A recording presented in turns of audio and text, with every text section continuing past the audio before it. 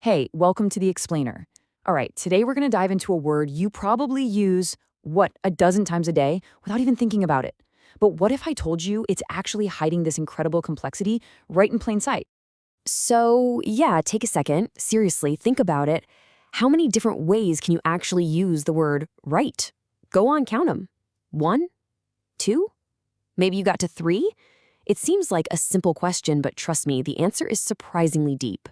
And here's what makes this so fascinating. The word right is part of this super exclusive club called Basic English. Now, when you hear basic, you're probably thinking, simple, easy words. But as we're about to find out, that's not quite the whole story. Just 850 words. That's it. 850 words make up the entire core vocabulary. To put that in perspective, you probably know tens of thousands of words. So every single word on this tiny list, it has to be an absolute powerhouse. It's got to do a ton of heavy lifting. So, what is basic English anyway? Well, it was created to be this super clear way for people all over the world to communicate. The goal wasn't to dumb things down, not at all. It was about finding the most efficient, the most versatile words to express, pretty much anything. Okay, so let's really dig in and see just how much of a workhorse this word right is. We're going to look at 4 completely different jobs it can do in a sentence. Okay, first up, and this is probably the one you thought of first, is right as an adjective.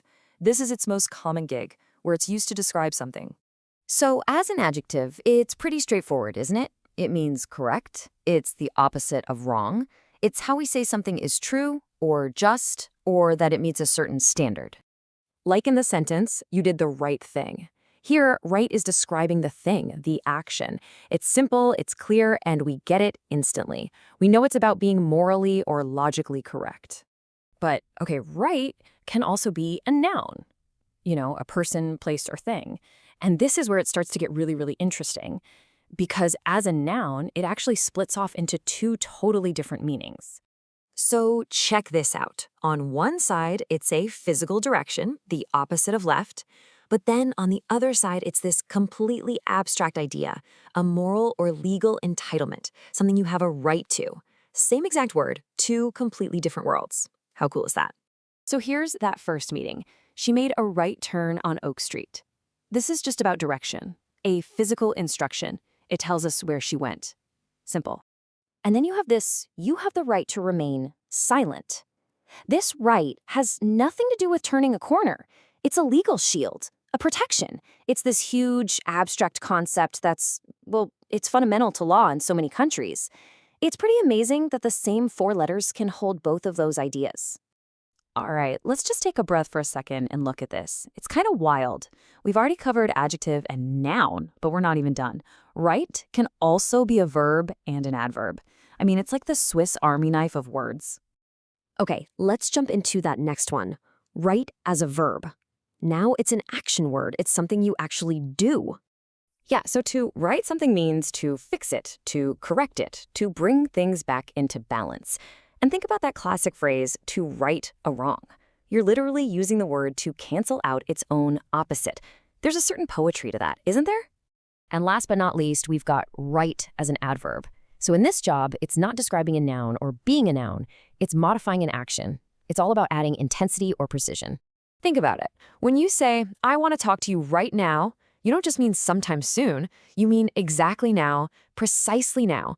That little word right just sharpens the meaning, makes it super specific. It's a total intensifier. So all of this brings us to this really interesting puzzle, this paradox that's been building this whole time. We've just spent all this time seeing how incredibly complex and multi-talented this one word is. So what gives? How can that be? Why on earth would a language system that's supposed to be basic choose a word that has, at least 4 different jobs and a bunch of different meanings?